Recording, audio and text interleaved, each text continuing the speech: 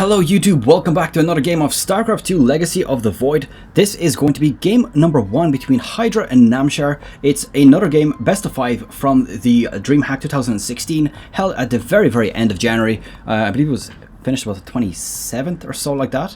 And yeah, let's have a quick look. It's a Zerg versus Zerg, so obviously we could expect to see a lot of early aggression. It's quite normal to see that in Zerg versus Zerg games. So we'll see how these two players play it out. Now, just a quick introduction to our players. We've got Hydra on the top right, spawning as the red Zerg. He's from Root Gaming, and he is representing Korea. His opponent is going to be Namshar, spawning as the blue Zerg, bottom left hand side here. And he is from Karnage eSports, and he is from Sweden. So the builds do seem to be very similar right now, which is perfect. That means that we're not going to have any of that Zergling and Baneling super aggression that we see at about 13 or 12 pools. I know that a lot of people don't like that, and I'm probably one of these people. It's not that I don't like it, it's just that I feel that the game ends a bit too soon. I mean, having a 3-minute game, it's almost not worth casting it. It's almost not worth looking into it, because it's like, okay, so you've built 15 units and you've destroyed your opponent. Okay, I know that's skill, but at the same time, you know, it's a bit fast, you know. I want to see more action. I want to see a bit of variation in the builds. But yeah, enough of the rant about that. Looks like we've got spawning pools coming out after the first hatcheries, which is quite standard. You never really want to double expand as a Zerg versus Zerg, because of course if you get 12 pooled, you are absolutely murdered. Now, chances are, anyways, if you go up against an opponent who 12 pools you and you don't prepare for it, chances are he's going to win anyways, unless he gets really unlucky and loses some of those Zerglings / Banelings at the very beginning. So let's see, 2 queens going down as well. Metabolic boost is a little bit earlier for Hydra. And there we go, now Namshar getting his as well. Now, just to note, let's have a look at both players. Looks like Namshar kept 3 of his drones on the gas, whereas Hydra has actually opted to leave only 1 on it. Now, this means that he's just trying to get a bit of an economic boost at the very beginning, which is actually fine. It's perfectly understandable. I mean, you want to get yourself those extra minerals just to pump out a few extra units, pump out, of course, maybe an extra expansion. And looks like Namshar going for the Baneling Nest.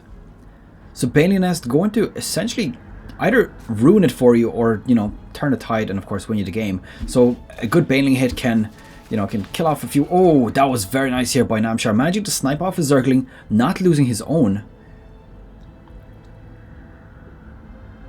Very well played there. So let's see what happens here. Looks like a metabolic boost is just about, I would say about 15 seconds away or so. Maybe even a bit less. Baneling Nest about to complete for Namshar as well. And just to note, Hydra did have that little bit less gas at the beginning, but he doesn't have a Baneling Nest. So obviously he's not interested in getting Banelings at this particular moment. But the question is going to be, what is he going to do instead? Is he going to go for an expansion, which actually is exactly what he's done? I kind of missed that, but he's going for an expansion instead. Now, I think that the correct response when you're seeing Banelings, which I don't know if he's seen. Let's have a quick look. No, not here. No, he hasn't actually seen the Baneling Nest. The correct response, I think, is actually to get out Roaches. Roaches obviously are a lot beefier, and also they don't take the extra damage from Banelings that all light units get. And essentially, what that means is, I think it's about 4 or 5 Banelings to kill 1 single Roach.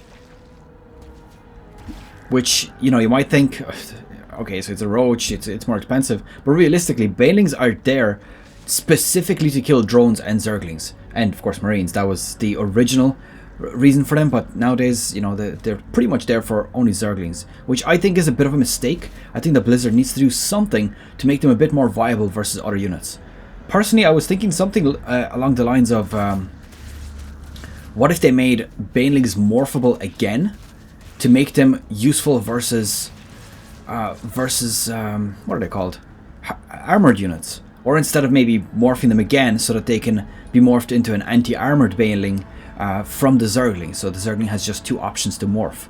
I think that would be a completely nice turn of events. It'll definitely help a lot of the Zerg players versus, for example, mech pushes or stuff like that. So, for example, trying to drop a bunch of banelings from overlords, that would be hella nice.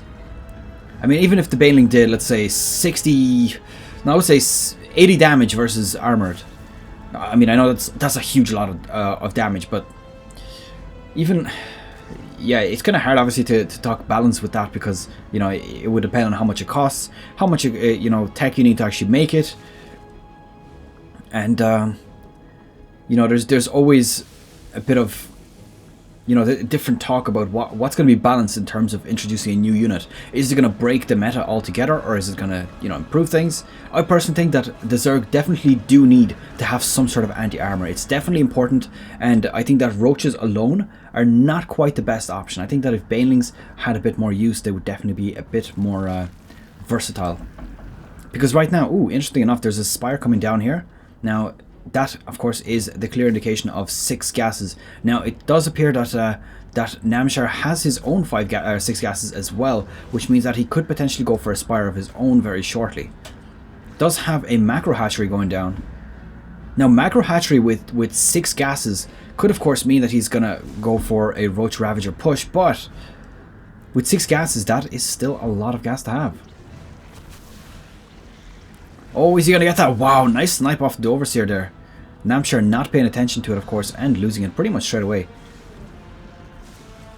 Now, Spire is about to complete here, and it looks like Hydra is going to have probably about 700 gas. Okay, never mind, he's just got level 2 upgrades here, so probably going to get about 6 Mutalisks once that completes. And there we go, the Mutalisk, the Spire rather, has actually gone down for Namshar as well. So it looks like he is going to be interested in getting a bit of his own flying units. Is it going to be too late? I honestly don't know. I mean, Hydra is delaying his own Mutalisks at the moment. Maybe he's just seeing to see how this engagement pans out. If it works out well, then of course he might continue on with it. If not, he might try the Mutalisks at that point. Okay, so see, there's not a huge amount of engagement. He does see that at this point Namshar actually has a superior army and decides to build those 9 Mutalisks of his own. Now, just to note, Namshar's gas supply is not very large. I mean, he does have the Spire about to complete, but I think he's only going to be able to make about 5 Mutalisks. Okay, I'm actually going to take that back, because simply he just built a bunch of roaches. He just queued them up like crazy, which means that no Mutalisks are going to be flying out of here anytime shortly. Unless, of course, he decides to stack up gas now, but that just means that his Mutalisks are going to be very, very delayed. And there we go, just flying overhead. I think he's probably going to want to snipe off those banelings just to prevent, or even Ravagers, look at that. Taking out 2 already. And there's actually no response here at the moment from Namshar. The only thing he's got is Mutalisks on the way, but Mutalisk, honestly, unless you have a bigger Mutalisk flock, you're not going to do a whole lot. Now, 1 gets picked off there. Second one is about to get taken out, but then again, he's taken out 3 total queens with that. That is absolutely worth it. That is worth every bit. And let's have a quick look at the units at the moment.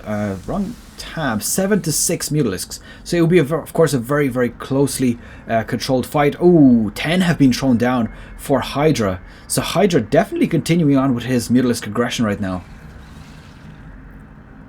A 4th base is also here. There's a 4th and 5th base already established for Hydra. So the economy is going to be favoring him. Let's actually have a look at the economy tab right now.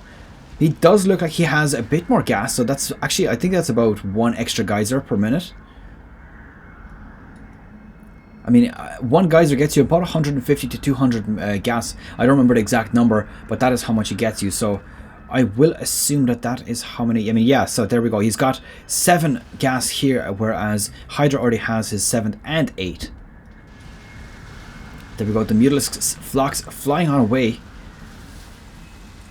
And looks like these spine crawlers not going to be able to do much about this. The army supply is very, very even right here, but the Mutalisk flock from Hydra is definitely superior here. He's going to be able to do so much damage to these units without even losing these Mutalisks. And just look at these Mutalisks. He's actually completely destroyed his opponent's Mutalisk flock. There's nothing left with that. And he's going to be able to clean this up with 126 to 58 supply left for Namshar. I think that this is very well going to be the end of this first game, with Hydra taking game number 1. There we go. A GG has been called. That was a pretty good one, I think. He did commit with those mulas quite heavily, and of course it did pay off. So yeah, Hydra, game number 1 of this best of 5 series. And that is it for the Hydra versus Namshar game. It's a Zerg versus Zerg. I hope you've enjoyed this one. Of course, leave it a thumbs up if you want to see more, and subscribe, of course. And I will see you guys in the next video. Good luck, take care, bye bye.